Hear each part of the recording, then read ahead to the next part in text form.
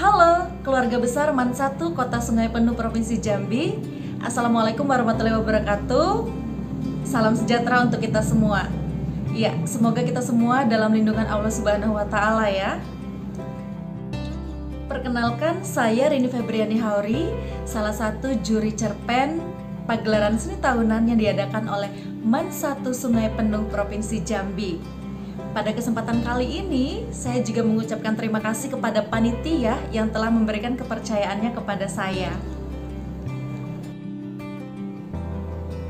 Berdasarkan naskah cerpen yang saya terima, ada 14 naskah cerpen kategori siswa laki-laki dan 18 siswa kategori perempuan, dengan total naskah cerpen 32.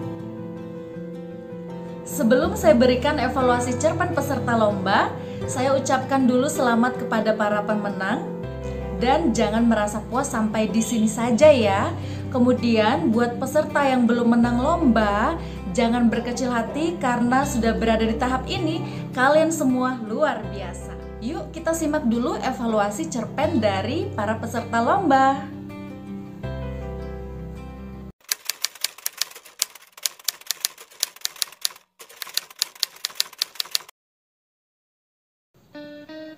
Dalam menulis cerpen, tidak dibenarkan melakukan penyingkatan kata, sebab cerpen yang baik tentu menggunakan bahasa yang utuh.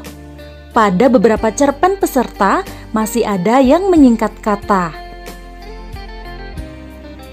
Cerpen termasuk dalam bagian prosa atau karangan bebas.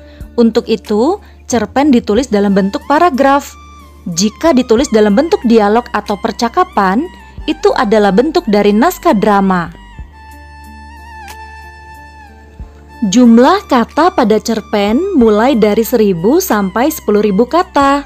Sedangkan fiksi mini jumlah katanya dimulai dari 250 sampai 1000 kata. Bahkan ada yang lebih sedikit lagi.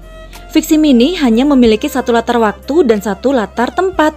Sementara cerpen bisa lebih dari itu loh. Cerpen merupakan sebuah karya sastra yang berbentuk cerita fiksi. Tidak bisa dipungkiri bahwa dalam menulis cerita, seorang penulis perlu memiliki imajinasi yang kuat.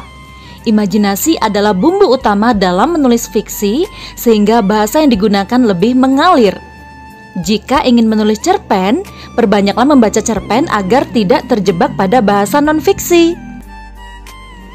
Sebagian peserta lomba masih ada loh yang tidak memberi judul cerpen dan malah menuliskan tema sebagai kepala karangan. Padahal tema dan judul jelas berbeda.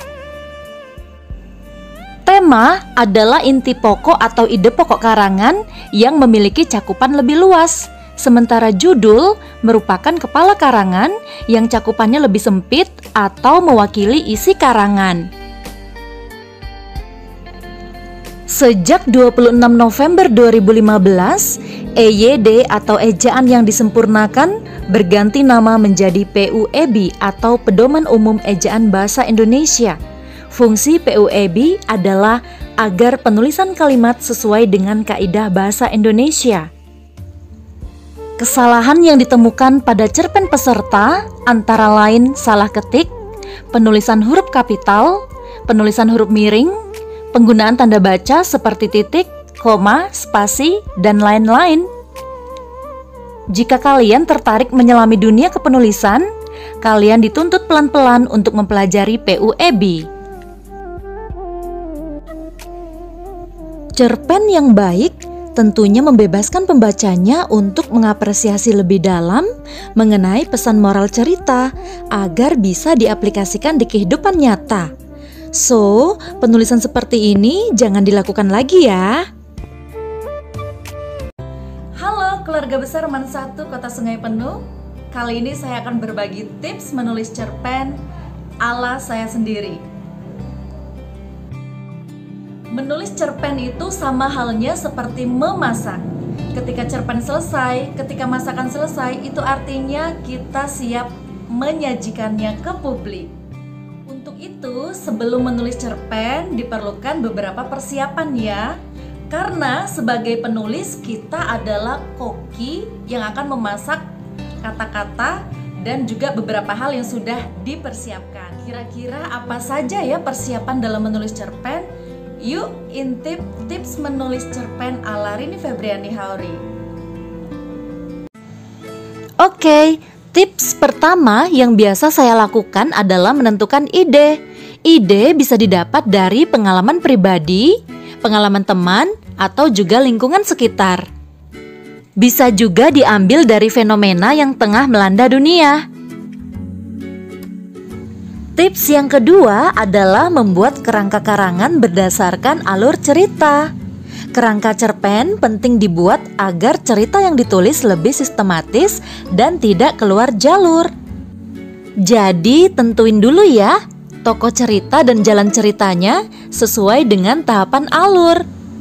Misalnya nih, nama tokoh dalam cerita saya adalah Dodi. Lalu saya membuatkan jalan cerita yang akan dialami Dodi sesuai dengan tahapan alur. Dalam tahap ini, saya menulis cerpen sesuai dengan kerangka karangan yang telah dibuat. Jika merasa kesulitan dalam membuat paragraf pembuka, biasanya saya melakukan jeda sejenak dengan membaca cerpen atau novel terlebih dahulu. Lalu saya lanjutkan menulis sampai cerpen selesai. Oh iya, paragraf pembuka bisa dimulai dari pengenalan tokoh atau setting, bisa juga langsung dimulai dengan klimaks atau konflik. Tips keempat yaitu merevisi cerpen. Cerpen yang telah selesai ditulis biasanya saya diamkan terlebih dahulu dan akan saya lakukan revisi di hari berikutnya ya.